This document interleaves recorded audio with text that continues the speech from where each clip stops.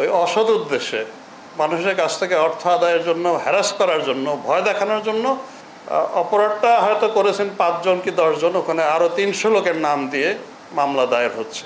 নিরীহ লোককে যেন গ্রেপ্তার করা না হয়, নিরীহ লোককে যেন হয়রানি করা না হয়।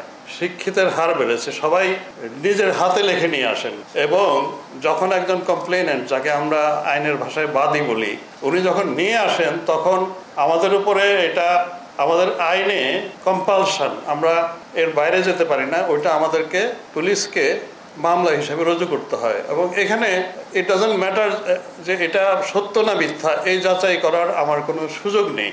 উনি অভিযোগ যেটা দেন সেটা আমাকে এক্স্যাক্টলি ওইটাই মামলা হিসেবে নিয়ে নিতে হয়। এরপর তদন্তে গিয়ে আমি দেখি যে আসলে কতটুকু সত্য কতটুকু মিথ্যা। সত্য অংশটুকুই আমরা তদন্তে উঠিয়ে নিয়ে আদালতের কাছে পাঠাই যে এই অপরাধটা হয়েছে। এখন যেটা 5 আগস্টের পরে দেখা গেছে, আপনি মানে ভেরি রাইটলি সেড, অনেকে ওই অসৎ উদ্দেশ্যে মানুষের কাছ থেকে অর্থ আদায়ের জন্য, হ্যারাস করার জন্য, ভয় দেখানোর জন্য অপরাধটা হয়তো করেছেন 5 জন কি 10 জন, ওখানে আরও 300 লোকের নাম দিয়ে মামলা দায়ের হচ্ছে, এবং গতকালও একটা হয়েছে। তো এটা আমি সঠিক প্যাড আর সঠিক তথ্য দিয়ে এসব সামলে নিব এক হয়ে। Monalisa sanitary napkin. আপনাদের সকলকে নিশ্চিন্ত করতে পারি আপনাদের মাধ্যমে দেশবাসীকে যে আমরা শুরু থেকে, স্বরাষ্ট্র মন্ত্রণালয় বলেছেন, আমি নিজে বলেছি, এবং পুলিশের সকল পর্যায়ের কর্মকর্তারা এই নির্দেশ পেয়েছেন যে নিরীহ লোককে যেন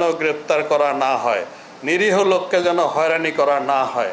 তদন্তে শুধুমাত্র যার বিরুদ্ধে দায়ভাগ পাওয়া যাবে তার বেলাতেই আমরা ওয়ারেন্ট অফ অ্যারেস্ট চাইব, তাকেই আমরা শুধু গ্রেফতারের কার্যক্রম করব, তার বেলায় নিব। কিন্তু মামলা বলছেন, মামলাটা মিথ্যা না, মামলাটা সত্যই, কিন্তু অতিরিক্ত আসামির সংখ্যা বাড়িয়ে দেওয়া, এই জায়গাটা আমরা বন্ধ করতে পারছি না। এটা আসলে আইনে আমাদের এই সীমাবদ্ধতাটা রয়েছে।